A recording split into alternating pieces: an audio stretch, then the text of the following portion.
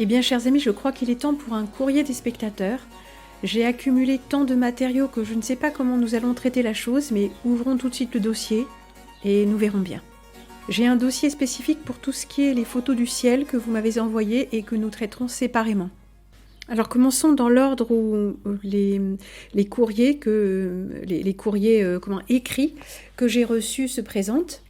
Alors là, il y a quelques mots chers à mon cœur, parce que j'entretiens une correspondance avec notre ami fidèle auditeur, spectateur Benoît, paysan normand, qui envoie de bien belles photos du vivant, et qui est quelqu'un cher à mon cœur, puisqu'il est, il est vraiment ancré dans la réalité de la terre, et que ça, c'est absolument irremplaçable, et qu'on est vraiment beaucoup trop peu dans notre monde à cultiver, et à reposer notre vie sur la culture de la terre, culture et élevage, alors que nous bénéficions tous des produits de la terre, et même des produits animaux, parce que oui, le fromage et le lait, ça implique de l'élevage, chers amis. Alors j'avais dit que voilà, je me trouvais un petit peu minable parce qu'il avait détaillé sa journée, tout ce qu'il avait fait, je ne sais pas, les vélages ou agnelages, les labours ou semailles, je ne sais plus exactement. Je n'ai pas le courrier original, mais j'avais dit que moi j'avais juste fait quelques émissions, un peu de couture, et puis bon, bien sûr, toute l'activité domestique évidemment. Ce à quoi il me répond « Bonjour Prune, j'ai du mal à entendre, guillemets, je me trouve un peu minable par la femme qui pose tant de mots chers à mon cœur. Bien sûr, tu ne coupes pas de bois, ne travaille pas la terre. Je crois que tu ne te rends pas compte de l'importance de ta lumière dans nos vies. Je dois dire aussi que mois après mois, année après année, mon intuition sensible à ton égard augmente toujours par bonheur. Enfin, ta fragilité dévoilée n'en est que plus sincère et humaine derrière ta carapace. J'ai été touchée par l'édito sur la confiance et l'abandon au Créateur en cette période de carême qui coïncide aussi cette année avec le Ramadan.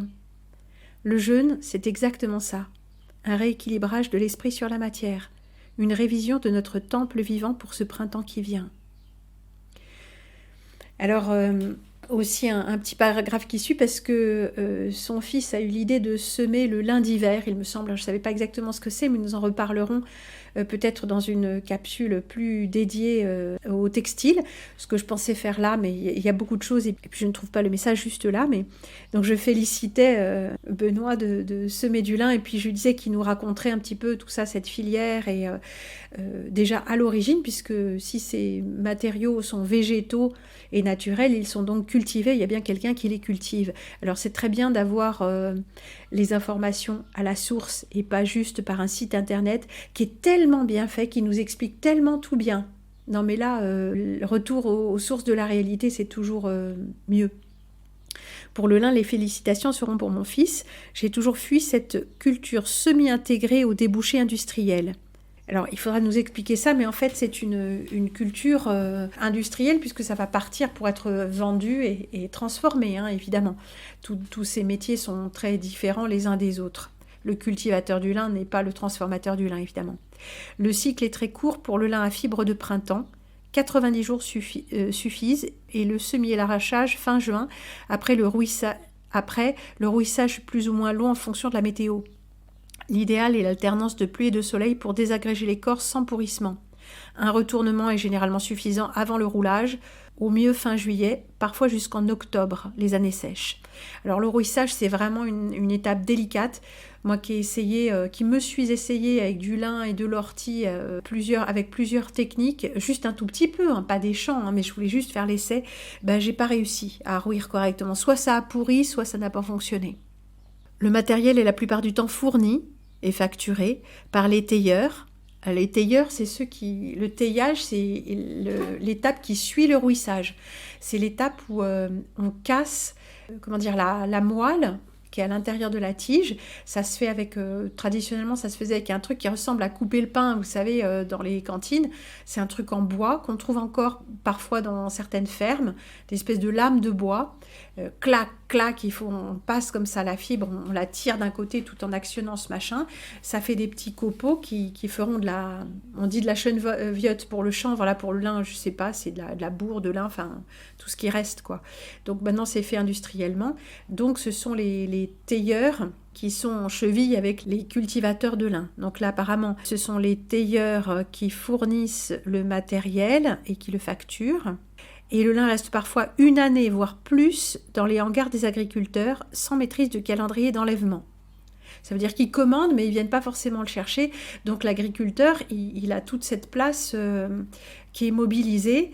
Et en plus, tant qu'on a les choses chez soi, on en a la responsabilité. Donc il ne faut pas que le lin pourrisse une fois, je ne sais pas, taillé ou rouillé ou réduit en filasse. Donc c'est très contraignant pour l'agriculteur, on le comprend. Le paiement est en fonction du rendement de filasse et le prix est assez volatile, rendement bas, prix élevé et inversement. Donc c'est encore assez aléatoire, bien sûr. Comment garantir des prix fixes à partir des produits de la terre quand les rendements sont variables d'une année à l'autre? Alors notre monde veut des choses constantes alors que la vie est inconstante. Ça pose un vrai problème philosophique tout ça. Donc ceux qui sont au départ de la chaîne, les agriculteurs, ouais, maintenant c'est de l'agriculture quasiment industrielle, mécanisée, tout ça, même pour les plus petits d'entre eux, tout ça est incompatible avec la vie finalement. Notre façon d'envisager l'existence est incompatible avec la nature de la vie. Ouais, je me tue à le dire. Ah, mais voici le premier message.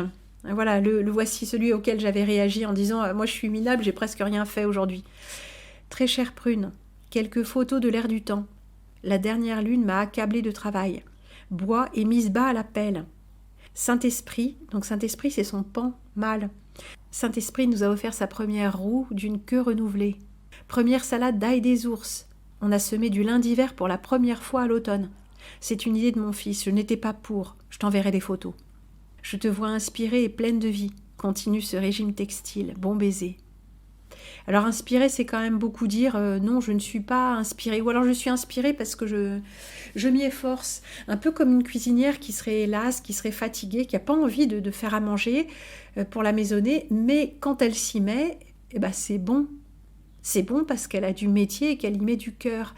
Mais l'envie n'y était pas au départ. Je pense que c'est peut-être la meilleure métaphore. Alors j'ai retrouvé le premier courrier avec les images. Les images que nous voyons là de fleurs et tout ça, ce sont les images, les photos prises par Benoît. Comme promis, quelques photos du lin d'hiver que nous avons semé à l'automne. La quasi-totalité du lin textile et du lin de printemps. Le lin d'hiver offre l'avantage de la maîtrise de l'enherbement en bio. Les adventices gélifs disparaissent, mais les tailleurs préfèrent celui de printemps, bien droit et non branchu, plus facile à travailler. Toute la filasse part ensuite dans les filatures chinoises. Aïe. Mon plaisir est de m'abandonner jusqu'à l'ivresse par jour de vent dans du lin ou de l'orge épié. Je caresse alors les ondes qui se forment en surface et je me crois en mer. Oui, parce que notre ami, il a dû choisir tôt dans sa vie entre être navigateur et cultivateur, ce qui n'est pas un mince choix quand on est appelé par l'un comme par l'autre. Ça laisse songeur, n'est-ce pas? Et là, sur les photos, on n'a que le lin à peine poussé et pas le mouvement. Et la vie est mouvement, bien sûr. Ah, mais voici Aurélie qui nous envoie quelques images de son travail. C'est bien agréable par rapport à ce que j'ai émis, que vous pourriez envoyer votre artisanat si vous vouliez le partager avec nous. Et pas nous le partager, le partager avec nous. Alors je vous passe le message qu'elle m'a écrit, parce qu'on ne se connaît pas assez pour que je révèle qui elle est, ce qu'elle m'écrit. Mais elle travaille dans son atelier salon au 3e étage de son HLM, dans un petit quartier résidentiel. Périphérie du centre de Nantes. Comme on peut, avec les moyens du bord, on va dire. Première image, détail de offrande. 3e photo, bois flotté de Loire, sculpté et peint à l'acrylique, fait sur un mois, 77 cm. 2e image, l'homme de bois, et non pas l'homme des bois. Ouais, c'est drôle, comme synchronicité. Bois de lierre, trouvé par mon père sur un bord de route, arraché sans doute lors du débroussaillage de haies. Bois dur. J'y insère des pierres semi-précieuses que l'on m'a données, finalisées en 1 an, 105 cm. 4e image, accueil. Bois de bouleau et peinture acrylique, pierres semi-précieuses, 37 cm, fait sur un mois. Les pieds ont été soudés par un pot de sculpteur métal. créativement, Aurélie, sculpteur et peintre sur bois. Si c'est pas adorable, hein. Ah oui, alors je vais vous lire ça, parce que je vous en avais parlé. Cette personne qui m'avait écrit un mail tout sans retour à la ligne, ça qui était tellement illisible que j'ai dû déclarer forfait et que je lui ai écrit. Et elle me l'a renvoyé. Et je ne l'avais plus, enfin je sais pas, j'ai dû l'archiver quelque part, mais bon, pas eu le temps de le traiter. Et ben le voici. Le titre du message, c'est copier-coller, donc de ce fameux message, Paralysie du sommeil de janvier 2024. Bonjour Prune. Tout d'abord, un grand merci pour l'ensemble des sujets que vous avez abordés. Ceux en lien avec la Suède m'ont apporté une grande connaissance personnelle. Je vous dépose ici mon témoignage pour un éventuel prochain sujet sur la paralysie du sommeil tel que je l'ai retranscrit en août 2022. Alors effectivement, j'avais lancé l'idée que vous pourriez m'envoyer quand même des témoignages, pour construire une émission sur le sujet. Mais j'en ai reçu un ou deux à chaque fois que j'ai parlé de la chose lors des directs, il y a, je sais pas, peut-être 2 ans, 3 ans, 1 an. Et finalement, comme ils arrivent, il y en a un ou deux, pas de quoi faire une émission, donc je sais pas où ils sont archivés, donc je n'ai jamais fait cette émission. Donc c'est dommage, mais j'aurais aimé en avoir plus d'un coup. Mais il y a assez peu de réactions. À chaque fois que je fais un appel pour un truc spécifique, j'ai presque rien, donc j'abandonne, vous comprenez, hein. Mais lisons celui-ci. C'était une belle journée avec un franc soleil. Contexte, je vis depuis 8 semaines en phase inflammatoire très douloureuse à cause d'une capsule rétractile de l'épaule droite sans aucune prise médicamenteuse, donc pas droguée. Le repos du corps par le sommeil est impossible tant la douleur est intense. La possibilité de rester allongée n'excède pas 20 minutes à chaque fois. Ouais, c'est compliqué, hein. Donc je suis vraiment consciente, entre guillemets, d'être uniquement en phase relaxante de récupération physique, avec la perception de tout ce qui m'entoure. Donc elle ne dort pas, hein, ça qu'il faut comprendre, hein, c'est pas du sommeil, car mon lever va devenir imminent.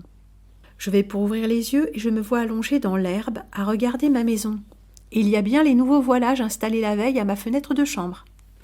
La pénombre arrive d'un seul coup et je regarde la lune qui est très grosse, mais un peu floue, et elle oscille comme instable.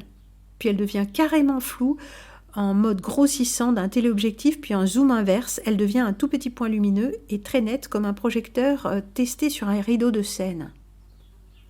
Je réalise alors que c'est artificiel. Puis le rideau tombe et d'un seul coup, je me retrouve figée et maintenue par une force invisible puissante. Je ne peux ni bouger, ni respirer, ni ouvrir les yeux, ni parler. Rien. J'ai le dos scotché à mon matelas. Les oreilles vrombissent énormément et c'est au-delà des acouphènes que j'ai depuis plus de 25 ans. Je sens que je suis épiée, observée par cette force qui ressemble à un plasma géant tout autour de moi, et il va bien au-delà du quartier où je vis. Toutes mes cellules sont devenues très denses. Elles sont chahutées brutalement et sont sous l'emprise de cette chose. De toutes mes forces, j'essaye de crier, entre guillemets, dans ma tête. Je veux appeler « maman » et j'ironise en m'entendant dire « t'as largement dépassé l'âge d'appeler ta mère ». À une vitesse sidérale, je suis transportée dans ma chambre d'enfant quand j'ai 4 ans et je réalise que j'ai déjà vécu cette emprise paralysante qui m'empêche d'appeler à l'aide. Et de nouveau, je m'entends dire dans ma tête « mais maintenant tu sais comment faire ». Et mon cœur explose en une énorme déflagration qui pétille et qui est tellement lumineuse. En une fraction de seconde, le plasma se désintègre et disparaît. Je peux ouvrir les yeux, respirer et me lever. J'ai eu d'autres formes de paralysie du sommeil, de la visite autour de mon lit, et c'est toujours en sieste et en journée. Mais de mieux en mieux, je garde le contrôle en disant de ficher le camp. Bien à vous et encore un chaleureux merci pour vos partages. Céline. Chère Céline, maintenant tu sais comment faire. Nous aurions tellement aimé que vous puissiez détailler ce comment faire. Est-ce justement ce qui est dit un peu plus loin en disant de ficher le camp, hors d'ici, va des rétro Satana, et non pas Satanas, hein, je le rappelle. C'est une erreur qui a été véhiculée par je ne sais plus quel dessin animé ou téléfilm. Arrière Satan, va-t'en. Comme dit un prêtre exorciste, signe des temps, il parle un peu vulgose, un peu argot. Il dit on ne discute pas avec le démon, sauf pour lui dire de foutre le camp. Non, il dit pas de foutre le camp, de se casser. Casse-toi. Arrière Satan. Donc en fait, cette emprise, elle dure tant que nous sommes sous l'effet, le saisissement de la peur, de l'étouffement, de la panique.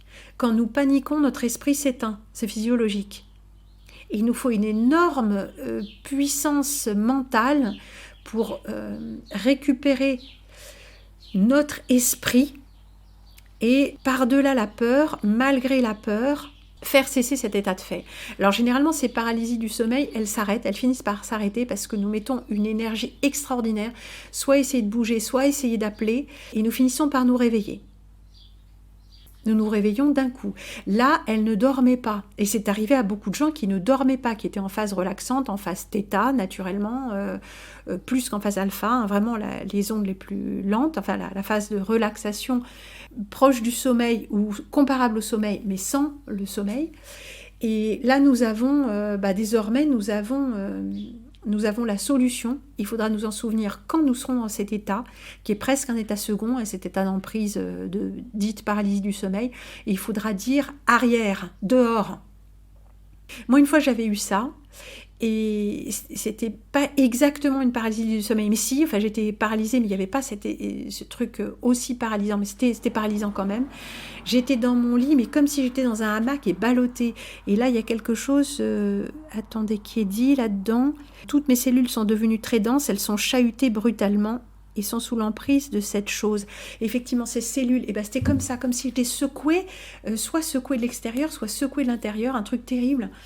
Et mon amie, une de mes amies, avec qui j'avais fait un parcours, on peut dire, spirituel et un peu de retour sur moi-même, de sortie du déni, m'avait dit un truc qui est vérifié ou pas, mais qui est sans importance, parce que symboliquement c'est intéressant, elle m'avait dit « Satan », ça signifie, alors je ne sais pas si elle parlait étymologiquement ou en langue des oiseaux, ou symboliquement, elle avait dit « Satan », ça veut dire « je résiste ». Et oui, une résistance. C'est un truc dans lequel passe un courant et ça finit par surchauffer. Donc ça, et si la résistance est très puissante, on surchauffe à mort, mais on tient le coup. Et si la résistance n'est pas assez puissante, elle explose. Donc si nous sommes la résistance, comme dit Roxoker, si nous résistons, nous faisons aussi le jeu du démon. Donc en résistant, en nous rebellant, en résistant, nous faisons le jeu de ses forces. Donc là, j'étais secouée, ballottée, et comme si l'intérieur, effectivement, de ma cervelle, de tout, de mon cœur, était secoué, mes cellules étaient secouées, c'est une très bonne définition. Je me suis souvenue, donc je ne dormais pas, ou je dormais suffisamment peu, j'avais suffisamment accès à ma conscience de veille pour me souvenir de ce que m'avait dit mon ami, et j'ai dit 3 fois, des fois il faut le dire 3 fois, hein, j'ai dit « j'accepte ». Ça veut dire je cesse de résister, pas je consens au démon, mais je cesse de résister, j'accepte tout, parce qu'en acceptant tout, j'accepte ce qui est de Dieu, puisque Satan ne peut agir que avec la permission de Dieu. C'est ce qui nous est dit dans Job et à plusieurs reprises dans la Bible. Encore une fois, non que la Bible soit la parole de Dieu, mais ça me paraît être l'une des vérités cachées dans la Bible. Elles ne sont pas vraiment cachées d'ailleurs, elles sont là au milieu d'un tissu d'ineptie, de brutalité, de choses très datées, de choses sans intérêt, de choses codées, cryptées, mais là c'est dit en toutes lettres. Et je l'ai dit 3 fois, j'accepte, c'est-à-dire je cesse de résister, je cesse d'offrir une prise. Et ça s'est arrêté d'un coup au 3e. Donc ça me fait réfléchir. Voilà. Donc je cesse de consentir, ou casse-toi, ou trucs comme ça. Il nous faut poser un acte fort en face de cette emprise. Elle n'a de pouvoir sur nous que si nous lui laissons ce pouvoir. Bonsoir, je viens de visionner votre vidéo « Chronique du ciel de Mars ». Vous êtes très optimiste et reconnaissez tout l'art de ces traînées qui malheureusement font disparaître le beau ciel bleu et plus encore, en moins. Personnellement, ça me plombe. Alors non, je ne suis pas du tout optimiste. On me dit même justement souvent le contraire. Pour être réaliste, il ne faut ni être optimiste, ni être pessimiste. Il faut juste ouvrir les yeux. Et puis cultiver un solide humour, bien sûr. J'habite en Côte d'Or, à un petit village situé entre Bligny-sur-Ouche et Arnay-le-Duc. Ça, je me souviens, parce que j'avais un petit ami qui avait ses parents par là-bas. C'est régulier. Lors de nos randos le dimanche après-midi, on entend ronronner les avions au-dessus de nos têtes et bien sûr, bien voilés. On a souvent ces ciels obscurs, comme celui des photos. Certes, au sud, il y a les éoliennes et la ligne haute tension sud-ouest, ouest et entre les deux, en dessous, la ligne du partage des eaux, sachant qu'à 2 km, le ciel est plus clair. Perso, je souffre énormément de ce soleil toujours caché. Photo 24 mars.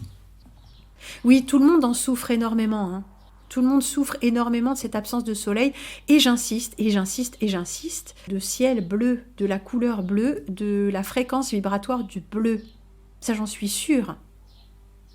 Une petite remarque sur les photos P10, enfin 06, 07, 09, 08, 16h38, on dirait que les nuages sont attirés par le soleil et qu'ils le cachent. À l'est, le ciel est bleu en cette fin d'après-midi. Donc à l'est est au levant, donc le ciel est bleu côté opposé au soleil, comme si c'était fait exprès. Bah oui, à force d'observer, on a bien vu, hein. Laure, t'écouter, c'est entreprendre un voyage dans un grand millefeuille. Tu abordes tellement de sujets. C'est ce qui me vient. Tout est pertinent. Oui, quelques secondes suffisent pour se connecter à sa source en étant présent avec soi, au-delà des formes et de la forme, à travers des actes simples comme marcher, laver sa vaisselle, jardiner. Une façon simple de mettre son mental au repos et d'observer. Terminer comme à son commencement sur une note de clavecin apporte un peu d'humour et de légèreté. Un vrai régal. Le clavecin, c'était pour... je sais pas, je pense que c'était... je ne sais plus. Il y avait le journal participatif que je n'ai plus du tout le temps de faire. Mais d'autres aussi, j'ai mis du clavecin, ouais. Bon, il y en a qui aiment, il y en a qui n'aiment pas, qu'importe. Ce sont mes goûts, hein, c'est ce que je fais moi. Alors, envoyé par un ami qui habite à Chambéry, Rosa. Merci très chère Prune pour tes vidéos que j'écoute toujours avec beaucoup de plaisir. Et nous avons ceci, photo du 24 mars à 21h30. C'était, il me semble, la spirale. Et nous regarderons ces photos de spirale dès que nous aurons un petit peu de temps. Notre ami Capitaine Nemo. Je t'envoie quelques photos du ciel qui peuvent t'intéresser pour tes émissions. Je te joins également une photo du ciel bleu, tellement c'est exceptionnel, ainsi qu'une photo de framboise de mi-novembre 2024, alors que j'en ai eu aucune pendant l'été. Elles étaient assez bonnes, comme si elles étaient de saison. J'ai aussi quelques poules, je suppose, qui ne pondent plus depuis quelques mois, car avec ces variations de lumière, elles se cachent même du soleil lorsqu'il est blanc, alors qu'avant, elles s'étalaient au soleil pour se déparasiter. Enfin, je suppose que c'est pour ça. Ah, c'est fou ces histoires, hein. Alors notre ami est dans l'Ain.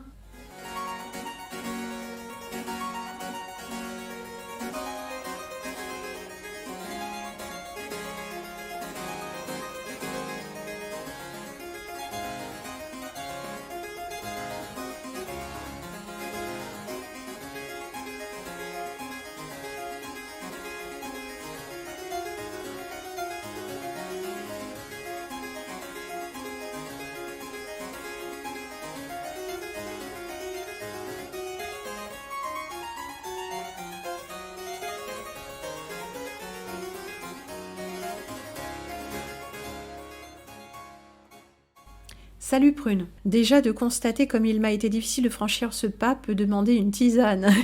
Beaucoup de joie mêlée de curiosité et d'un peu de timidité. Depuis 2019, j'ai vécu un chamboulement inimaginable d'inconfort et de remise en question si je n'y avais pas survécu.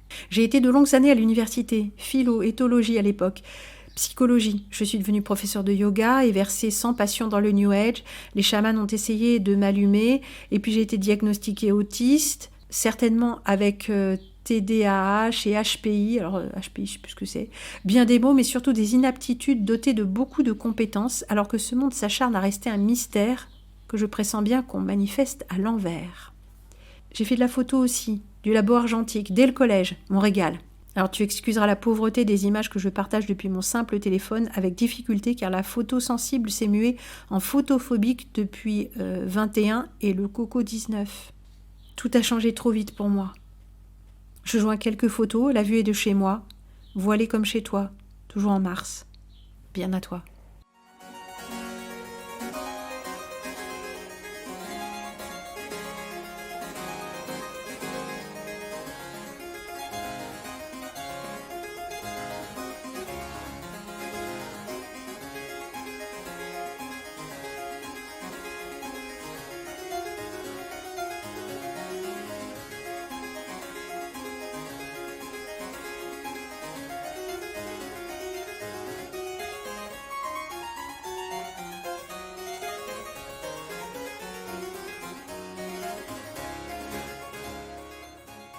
Photo Kem prise dans un avion ce jour.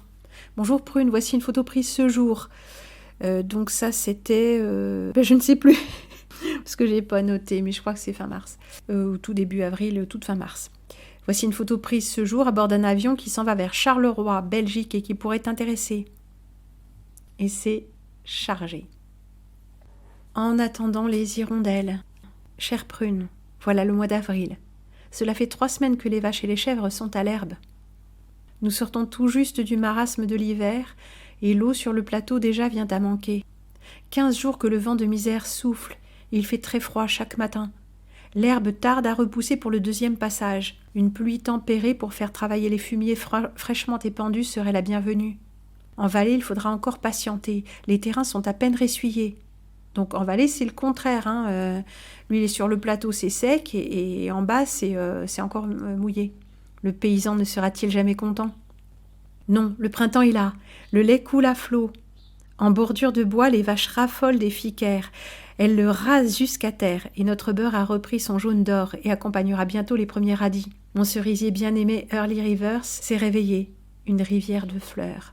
Il me nourrit autant par sa présence que par ses fruits. C'est une guigne anglaise très ancienne. Les premières arrivent au dernier jour de mai. Autrefois, il y en avait dans toutes les cours. Bien abrités, ils vieillissent près de 100 ans. Mais ils n'ont pas été renouvelés. Il faut dire que greffés sur du merisier, les arbres font plus de 10 mètres de haut et 20 de large. Ils prennent alors un port pleureur magnifique, d'où le nom de rivière. Aujourd'hui, les cours ont été vendus à la découpe et les maisons sont construites sur des timbres-postes. Il n'y a plus de place pour ces monuments de culture. Non, en effet, il n'y a plus de place pour laisser s'étaler un tel arbre au port royal, à la floraison magnifique et aux fruits abondants, et qui tombent par terre.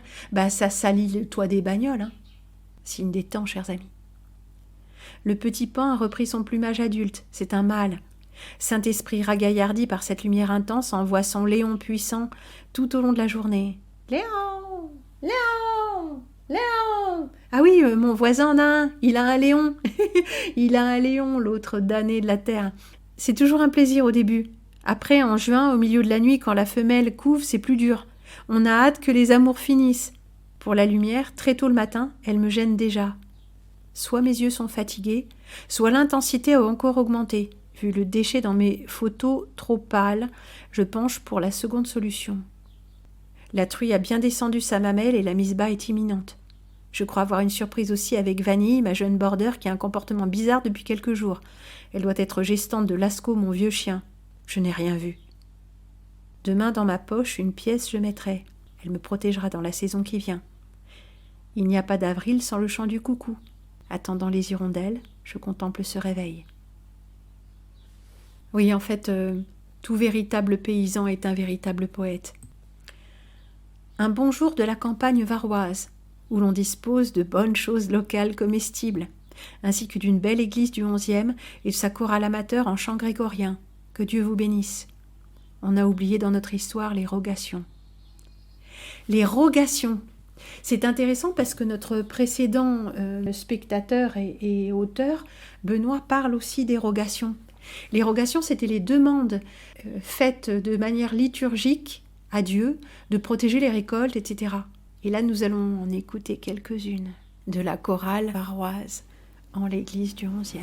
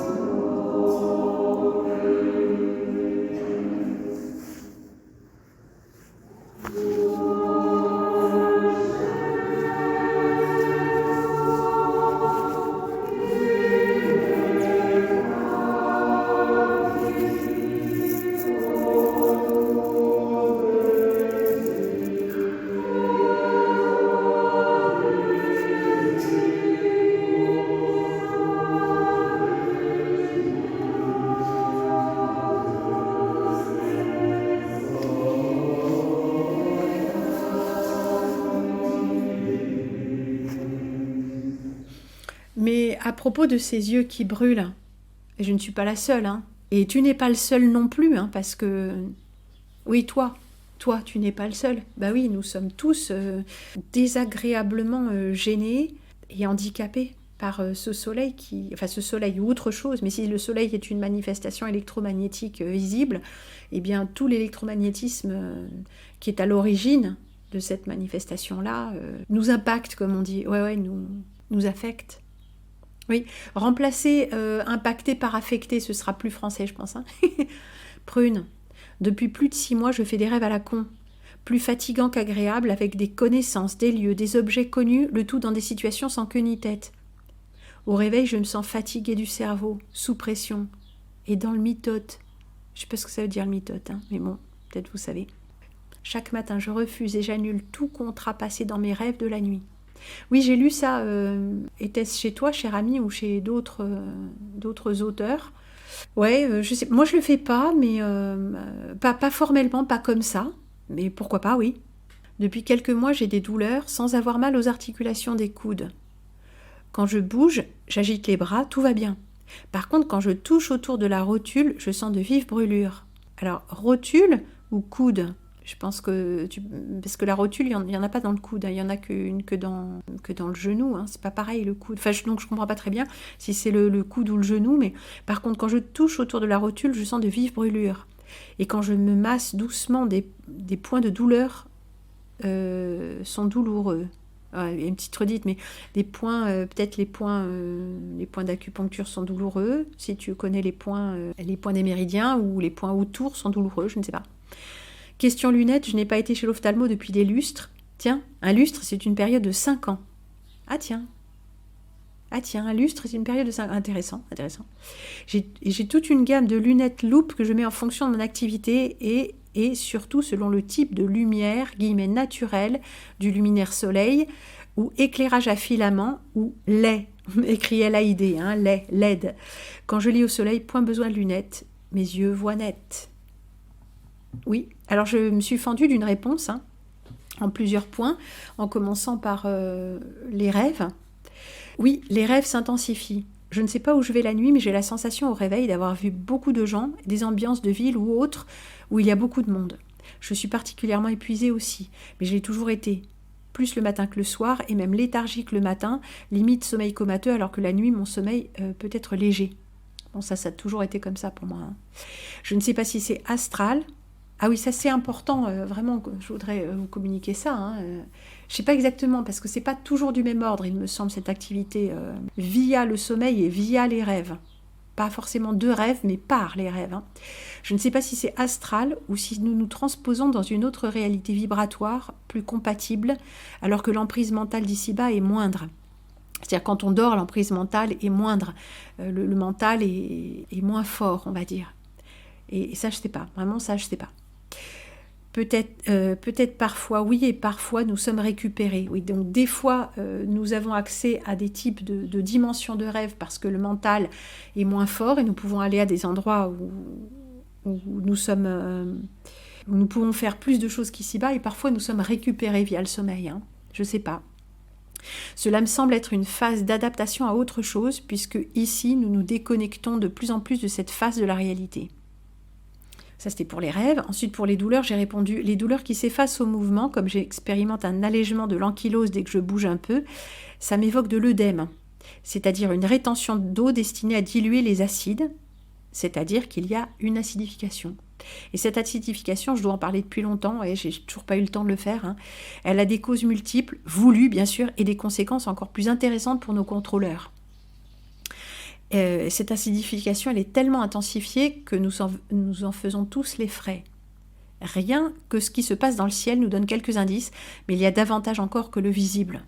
Ouais, l'activité bactérienne, les choses comme ça, l'intensification de l'électrification induit une acidification. Hein, donc, pour la vue, c'est pareil. À la lumière du jour, ma vue est parfaite, ou en tout cas bonne, et en lumière artificielle, myopie et maintenant presbytie aggravée pour moi. Je n'ai jamais bien vu en lumière artificielle, hein, faut le dire. Quand j'étais dans le métro, tout ça, il y avait même un effet d'astigmatisme, donc difficulté avec tout ce qui est les lignes parallèles. Et notre alphabet latin, il a beaucoup de lignes parallèles, hein, même s'il a des courbes, essentiellement, c'est des bâtons, hein, des traits parallèles. Donc c'est difficile pour moi de lire. En lumière artificielle, les défauts de vision sont très, très amplifiés. Et justement, à la suite, je n'ai jamais bien vu en lumière artificielle, tout est désormais amplifié. La lumière LED est un accélérateur de dégénérescence. Courage, et je dis, il nous faut changer de fréquence, c'est le saut dans l'inconnu. Et puis quelques mots justement sur la foi chrétienne.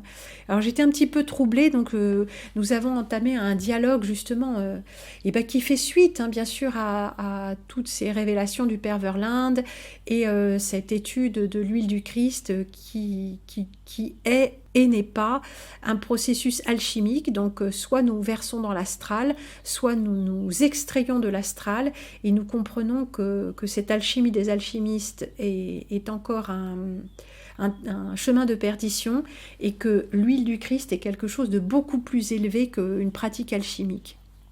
Mais je voudrais vous lire ça. Je m'accroche aux petits restes de beauté et j'en ajoute pour survivre. Je pédale aussi beaucoup comme le canard sans tête. La foi me porte. Bientôt Pâques est la vraie fête. Dieu le Père et son Fils sont assurément païens comme la terre et mer. Alors ça m'a beaucoup troublée et c'est à la suite de ça que nous avons entamé un dialogue. Je ne sais pas si c'est un dialogue de sourds ou un dialogue de croyants. L'avenir nous le dira, mais est-ce vraiment important? Et écoutez ça, les jours de rogation et la fête des moissons sont les souvenirs les plus anciens de ma mémoire. Je n'étais qu'un tout petit enfant. À l'église, entre Geneviève, ma grand-mère, et René, mon grand-père. Dans leurs yeux, la joie et le dévouement est celle de tout le village. Les gerbes de blé et les fleurs et la fête qui suivait à Saint-Martin-du-Bec. Et je pleure. Païen et solaire, né dans une grotte étable dans le dénuement complet. Donc Dieu serait païen et solaire. Aïe. Cette nuit, il est tombé 15 litres d'eau bénite au mètre carré. Ce à quoi j'ai répondu. Toi, païen ? Misère, moi qui comptais sur ta foi catholique. Eh bien, un Christ solaire ? Non, je crois que j'ai pris mon parti. Ici, c'est le monde d'en bas. Et bien sûr que nous avons le soleil qui nous réchauffe et donne de la vie. Mais la vie, elle vient du Père, du Sauveur, du Créateur. Et non, je n'adhère pas au culte solaire qui est celui du démon d'en bas qui a détourné le soleil, si j'ose cette métaphore. Culte solaire de sacrifice de sang, très peu pour moi, même si j'y participe à mon insu et en mangeant de la chair, etc. Mais je ne trouve pas que cela soit juste, comme rien de ce qu'on trouve ici-bas. Je rejoins Verlaine dans sa distinction de l'ici-bas et de la transcendance absolue qui est l'attribut du divin. Alors il nous reste la foi. Même dans les églises de Satan, et cette Pâques et ce Noël qui sont des célébrations de sacrifice solaire, car tout ici-bas est récupéré. Sauf l'Esprit Saint qui a été déposé en nous et qui ramène toute chose au Père. La terre-mère, j'en ai vu l'arnaque absolue. C'est le pendant du culte crypto-solaire de sang. La terre est nourricière. Elle n'est déesse que dans le démon de Satan. Pareil pour le soleil. Et si on savait de quoi est fait le soleil, aïe, aïe, aïe, ha, ha, ha, que tout esprit loue le Seigneur et nous élève l'âme au-dessus de cette couche nuageuse de mensonges qui sont autant de pièges à l'âme. Oui, on pédale, ces temps n'en finissent pas. Je vois le manque de sens complet de mon quotidien. Et la réponse n'a pas tardé. Oui, balancer comme ça sous le coup de l'émotion, ça mérite quelques explications de ma part. C'est vrai, j'ai un gros problème avec la curie romaine et l'Inquisition. Donc les attributs de l'Église, hein. L'Église, on peut dire, est même carrément satanique. On nous dit que les païens ne croient pas en Dieu. C'est faux, ils croient en tous les dieux. Oui, alors, païen, il y a païen et païen. Païen dans dans le sens général, ça veut dire qu'ils ne croient pas en Dieu, plus exactement qu'ils sont catholiques. Mais les païens, moi je connais des païens, un renouveau du paganisme et ceci et cela. Non, ils sont très croyants. Mais attention, hein, attention en quoi ? Effectivement, le calendrier des sabbats de la lune et tout ça, c'est le culte solaire. C'est la même religion que ceux qui... Ouais, je rentre pas dans les détails, mais de tous les francs-maçons de haut rang et tout ça. Et tous les autres, hein, parce qu'il n'y a pas que, bien sûr. Donc on nous dit à l'église c'est eux les méchants et en fait les païens c'était les gentils. Non, non, c'est pas du tout comme ça que ça se passe en fait. Il n'y a pas de méchants et de gentils d'un bord ou d'autre de la religion. C'est pas du tout là qui sont les méchants et les gentils. Dès qu'il y a un culte, dès qu'il y a une église, parce que les païens ont aussi une église, hein, c'est juste une église, pas l'église catholique, mais ils font la même chose. Hein. On nous a dit que l'église catholique a remplacé les divinités païennes par les saints pour faire des conversions plus faciles. Oui, dans une vision linéaire du temps qui est certainement fausse, oui. Mais ça s'appelle l'agrégation de toutes ces choses. La mémoire des lieux saints, mais c'est toujours le même culte en fait qui se transforme. Donc païen et catholique, dans le culte, ça sert les mêmes intérêts. C'est pour ça que je ne suis pas catholique. On nous dit aussi qu'ils ont diabolisé les divinités païennes pour convertir. Alors là, je voudrais vraiment dire, ils n'ont pas diabolisé les divinités païennes. Les divinités païennes étaient des divinités auxquelles on rendait des cultes de sang et des cultes androgynes et tout ça. Donc, mais je m'en explique un peu plus tard. Alors je reviens à mes souvenirs heureux des jours de rogation avec ma grand-mère qui ressemblait plus à une fête de Beltane celtique qu'à une fête catholique. Ben bien sûr, puisque c'est la même chose. C'est la même chose, mais pas avouée. Ces jours de rogation ont disparu avec la ruralité moderne déshumanisée. Oui, c'est-à-dire que toute la poésie religieuse, la poésie réelle des choses de la terre et la ferveur religieuse ont disparu. La magie n'a pas disparu là, la magie noire, et le culte de sang n'a pas disparu, mais la beauté de la ferveur religieuse a disparu, oui. Et la campagne aussi a disparu. Encore aujourd'hui, la fête du muguet existe dans mon propre village le 1er mai et dans la commune à côté existe la fête de l'étampage avec la bénédiction du bétail le 1er mai également. Le 1er mai, tout cela était, ou plutôt est, joyeux et sobre. Alors le 1er mai, c'est un sabbat de sorcière, c'est le lendemain de Walpurgis. Donc ce sont des temps forts du calendrier satanique. Du haut de mes 52 ans, j'ai vu s'effondrer la vie heureuse et rurale loin du monde. De mon poste d'observation ici-bas, je ne peux témoigner d'un quelconque culte malin autour de ces dates solaires, même si cela existe. Bien sûr, ce n'est pas nous qui rendons ce culte. C'est fait secrètement par les initiés. Mais le fait que nous fêtions nos fêtes ces jours-là et nous les chargions d'une énergie émotionnelle, de joie, cette énergie est récupérée. C'est comme ça que ça marche. C'est pas que ces gens-là sont diaboliques, les paysans. C'est que ces fêtes-là, à ces dates-là, nous font participer à leur culte à notre insu. C'est ça que je n'ai de cesse de dire.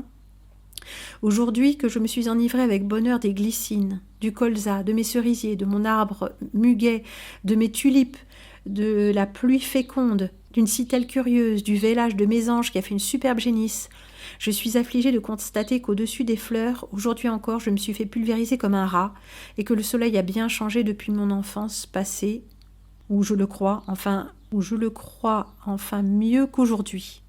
Quoi qu'il en soit, je ne renie rien de mon baptême. Je reconnais l'incarnation du Christ et la mienne, le Dieu créateur. Mais quel est son nom ? Tu sanctifieras le nom de Dieu. Mais c'est quoi son nom ? Qui profite qu'on ne connaisse pas le nom de Dieu ? Est-ce que son nom remettrait en cause le dogme ? Je ne suis pas païen, et c'est l'Église catholique qui les a nommés comme tels, païens, les gueux non baptisés. Oui, encore une fois, ça c'est un abus de langage. Il y a les païens, il y a les incroyants, enfin bref. On baigne dans le mensonge absolu. C'est les incroyants, les non baptisés. On baigne dans le mensonge absolu et les inversions. Alors je m'autorise tout dans les limites de ma conscience. La vérité est la clé, absolument, dans les limites de ma conscience et de la connaissance qu'on a. Juste un mot sur le nom. Cette histoire, c'est la seule chose dans le Notre Père qui me pose un problème, que ton nom soit sanctifié, parce que ça vient de l'Ancien Testament et de l'Ancien culte, le nom, Hachem.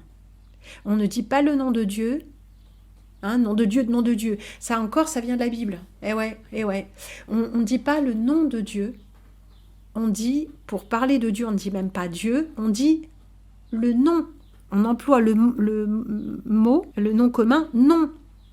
Hachem, ça veut dire nom, N-O-M. Quel est ton nom, par exemple ? Eh bien, on dit que béni soit le nom. Et au lieu de parler de Dieu, à la grâce de Dieu, on dira à la grâce du nom. Cette histoire de nom, de tétragramme, tout ça, c'est de la magie noire. Donc non, le nom, c'est une fausse piste, cher ami. Ah, si on savait le nom de Dieu, alors oui, si on savait le nom, on ferait de la magie. De la magie noire. Mais là, c'est pas le nom de Dieu, c'est le nom du créateur de ce monde. La foi et la droiture exigent que nous renoncions à toute magie, qui est une volonté de manipulation. Toujours. Magie et manipulation, c'est la même chose. Si nous nous remettons vraiment au Créateur, nous n'avons pas besoin de faire de la magie. Puisque sa puissance est totale et complète. Elle a le pouvoir de nous sauver. Peut-être pas en apparence ici, mais puisque nous rêvons. N'accordons pas trop d'importance aux manifestations. Donc cette histoire de nom, c'est un piège. C'est la présence de Dieu en nos cœurs qui est importante, c'est pas son nom. Dieu est forcément du côté des faibles, des petits, des incultes, des perdus qui s'abandonnent à lui. Je dirais de tous ceux qui s'abandonnent à lui, absolument, mais forcément des faibles et de ceux qui n'ont pas le pouvoir en ce monde, c'est-à-dire nous tous qui cherchons la vérité. Nous n'avons pas le pouvoir en ce monde. Nous ne sommes pas au poste de commande. C'est peut-être aussi à ça qu'on reconnaît quelqu'un qui a la foi. Quelqu'un qui a la foi ne peut pas être élevé en dignité dans ce monde, parce qu'il a forcément mangé au râtelier. Et il y avait une petite suite. Je vois à la relecture ce matin qu'il manque un élément de ma pensée. Sous nos latitudes, l'homme dans sa pureté originelle ne peut être insensible à l'explosion cognitive du printemps. J'avais froid, j'avais faim, le gel avait tout fait disparaître, tout était noir ou blanc dans la nuit et la neige, les oiseaux silencieux. Instinctivement, l'homme proche de la création ne peut qu'être émerveillé et à genoux devant cette graine, ce bourgeon, ce poussin, ce soleil. Envahi d'émotions de grâce, c'est en cela que Pâques est la vraie fête primitive de l'homme incarné et que cette ferveur passée pour les dévotions à la création répond à notre humanité. Le jeûne, chaque année, nous rappelle à notre moi originel dans nos temps déconnectés du vivant.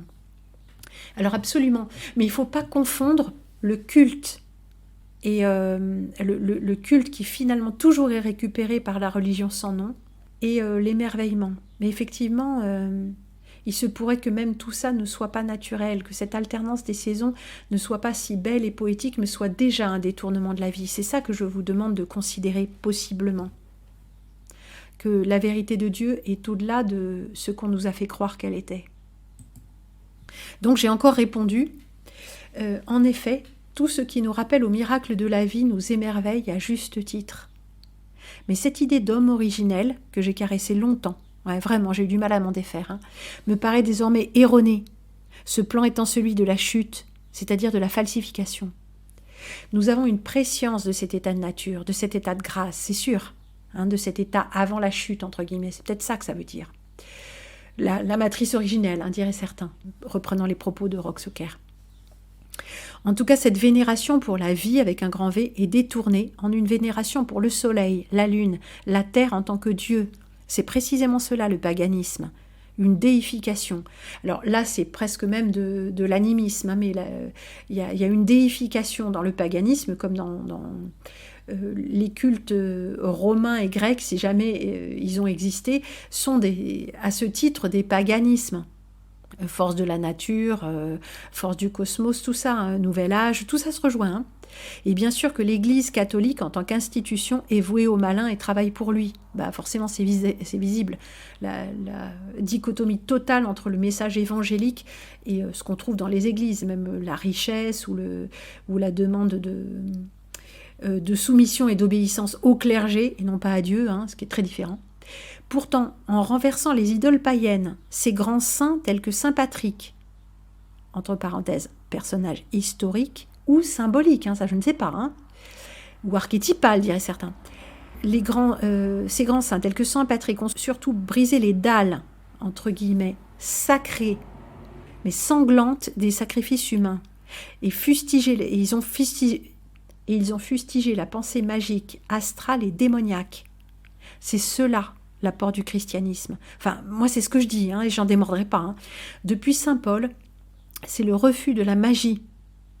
Et par magie, j'entends les sacrifices de sang au temple de Jérusalem, des animaux sacrifiés mais par milliers. Ça devait puer le sang et la tripaille là-dedans. Ma mère m'avait expliqué ce que c'était que la Pâque. Ah bah tout le monde arrive pour faire sacrifier au temple et éviscérer son agneau. Ah, je vous dis même pas. Hein. Donc, sacrifice de sang au temple de Jérusalem, plus les colombes offertes en sacrifice et des trucs comme ça. Lisez un peu le Lévitique. Hein. Lisez 2 lignes, ça vous suffira sans doute. Hein. Et également la mutilation sexuelle de l'intégralité des mâles, avec pratique vampirique de fellation rituelle sur bébés, tout juste sectionnés. Et j'en passe. Hein. C'est ça le refus de la magie.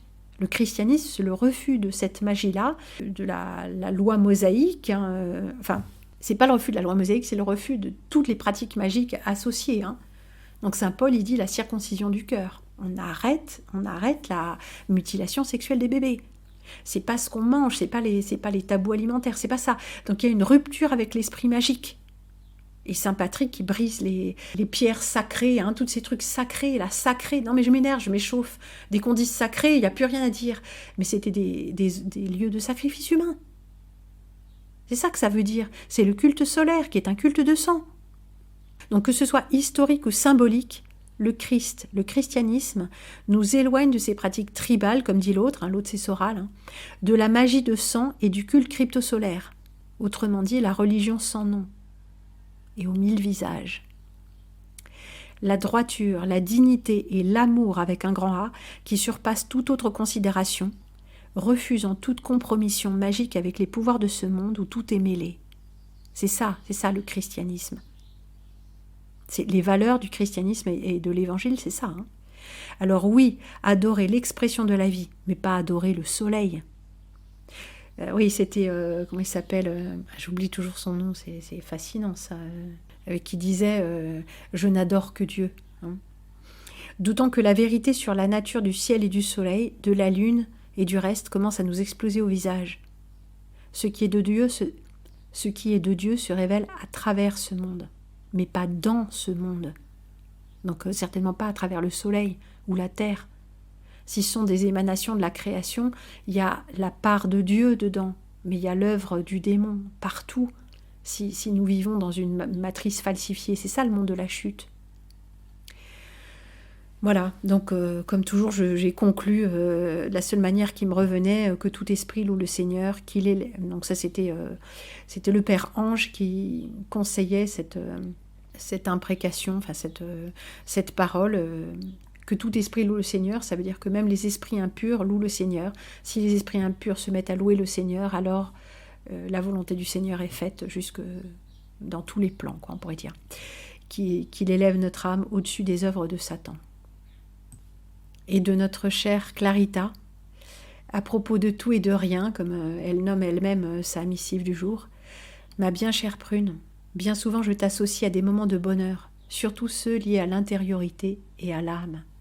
Alors c'est charmant parce que notre fidèle ami Yann, ah oui, notre, celui de pas mal de gens qui sont là, même si c'est virtuel ou encore inconscient, il m'a dit je pense souvent à toi en regardant ce superbe iris qui fleurit dans le jardin. Alors en joignant des photos magnifiques. Alors je suis touchée, bien sûr. Je suis touchée parce que les fleurs nous rappellent à l'image de la grâce, de la beauté de la grâce et du mystère de la vie, de cette couleur qui est en fait une activité cellulaire de la vie et de la lumière. Donc c'est flatteur, bien sûr. Clarita, je te partage pas, je te fais partager ainsi quelques morceaux épars. J'ai commencé à peindre une toile d'1,60 m par 1,30 m que la prof des Beaux-Arts, on ne dit plus Beaux-Arts, mais Isdat. Est-ce que c'est pas affreux? Donc cette prof m'a en quelque sorte mis entre les mains. J'avais tant besoin d'être poussée aux fesses. Cela m'a procuré une grande joie, de l'effervescence intellectuelle et spirituelle, et un sentiment de respect. Je sens que je marque une étape et que ça me vient de loin. Oui, quand on se met à peindre, c'est-à-dire pas juste peindre pour peindre, des fois certains portails organiques sont excellents dans les arts, mais il n'y a rien, il n'y a pas de besoin d'élévation. Et quand on peint, parfois on sent qu'on doit représenter quelque chose qui n'existait pas encore et qui vient du monde de l'âme. À la peinture, comme la musique, ça peut être plein de choses différentes. Hein. Il peut y avoir plein de propos. Le résultat sera une chose ou une autre, mais le processus peut avoir bien des couleurs, si j'ose dire. J'utilise des photos de ma mère, des dessins de quand j'étais étudiante il y a 20 ans. Et je rassemble des livres et je me rends compte en voyant cette arborescence de la dimension de l'être qui habite ce corps.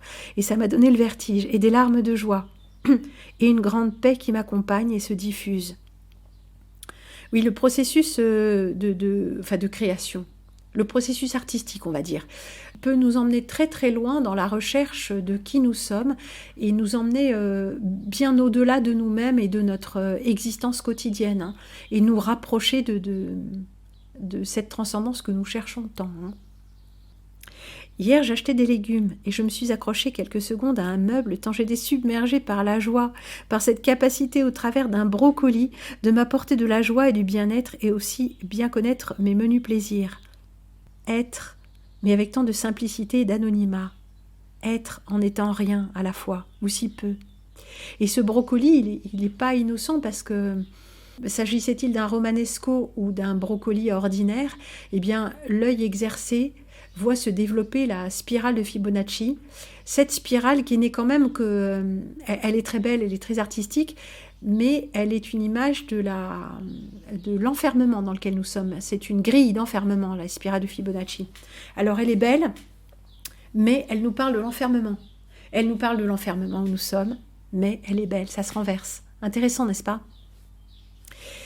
Mais poursuivons, je vais travailler sur des racines. Un arbre, des branches, des spirales, des ondes, cerne du bois, et j'utilise du brou de noix. Je te montrerai lorsque cela sera avancé.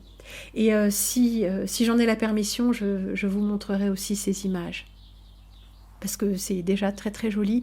Et moi, ce qui me touche aussi beaucoup dans les beaux-arts, c'est lorsque les artistes représentent des arbres ou du vivant, des fleurs, essentiellement la botanique. Les animaux aussi, c'est très beau.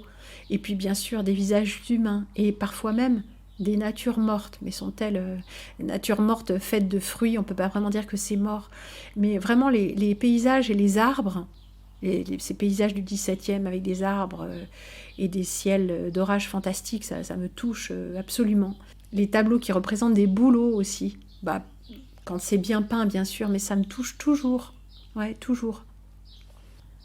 Il y a quelque temps, j'ai disposé toutes mes références visibles dans ma pièce pour m'imprégner, et ce qui m'a sauté au cœur, c'est le matériel dont je bénéficie depuis toujours. Les dessins de ma mère, ses lettres, ses livres avec des notes, ses photos qu'elle développait elle-même, les vieilles photos de ma famille, les vieilles photos de famille, les objets, les manières, l'élégante humilité de ma grand-mère, des valeurs, et tout ça sous forme palpable. Et aujourd'hui, tout est numérisé. On perd un proche, on ne va pas imprimer les mails avec cette merveille qu'est l'écriture. Les photos sont dans des dossiers, on ne lit plus beaucoup et peut-être sur tablette. Ouais, c'est ça, les mails. Et j'ai même reçu un faire-part par email. Un faire-part d'un ami qui s'était suicidé. C'était une mort dramatique. Et cette personne, elle a trouvé notre adresse parce que nous avions écrit la dernière lettre qui n'a jamais été lue. Donc elle avait notre adresse. Elle nous envoie un mail. Non mais je me suis dit, c'est fini là, c'est fini, ce monde est fini. Ça c'était il y a un moment déjà. Hein. Que reste-t-il des mémoires, des familles, du numérique ? L'effacement de l'humain chaque jour avance, tout comme ont été effacés ceux qui ont construit les cathédrales et leur usage. Nous nous effaçons sans moufter. Alors ça, il me semble que c'est une réflexion d'importance. Hein. Cette réinitialisation, nous y participons nous-mêmes, tout le temps. Regardez, s'il vous plaît, regardez. C'est ça qu'elle nous dit. Et tant pis, en même temps, j'ai pas envie de laisser une trace dans ce monde. Que mon nom disparaisse, ah oui, on parlait du nom tout à l'heure, hein, et que personne ne cherche à me ramener sous une forme ou une autre, emprisonnant une forme du soi. Je me dis que je n'ai pas eu d'enfant, parce que celui-ci n'aurait pas pu être de ce monde et sera celui du prochain. Absolument.